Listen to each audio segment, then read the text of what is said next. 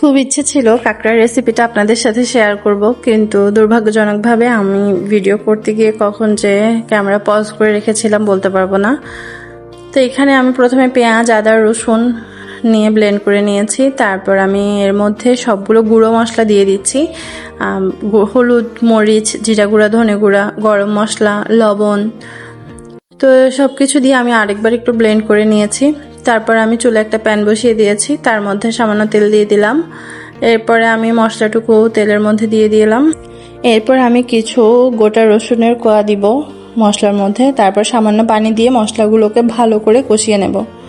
তো মশলাটা কষানো হয়ে গেলে ওই পর্যায়ে আমি কাঁকড়াগুলো দিয়ে দিয়েছিলাম, যে ক্লিপসটুকু মিসিং এখানে। তো এখন দেখতে পাচ্ছেন কাঁকড়াটা প্রায় হয়ে আসছে। কাঁকড়াটা একটু ঝোলঝোলে নামাবো আমি, কারণ কাঁকড়া দেখা যায় যে ঠান্ডা হয়ে গেলে অনেকটা শুকিয়ে আসে। আমার রান্না প্রায় শেষের দিকে। তো এই পর্যায়ে আমি দেখে নিচ্ছিলাম লবণ ঠিক আছে কিনা, ঝাল, লবণ সব কিছু। এখন আমি নামিয়ে নেব কাঁকড়াটা, নামিয়ে গরম গরম টেবিলে পরিবেশন করব। দেখতেই পাচ্ছেন কাঁকড়াটা কতটা লোভনীয় হয়েছে, আসলে খেতেও অনেক মজা হয়েছিল।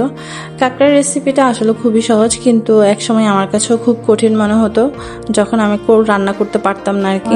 আপনাদের কাছে আমার কাঁকড়া রান্নার রেসিপিটা কেমন লেগেছে জানাবেন, আর আপনারা কে কিভাবে রান্না করেন সেটাও বলে যাবেন।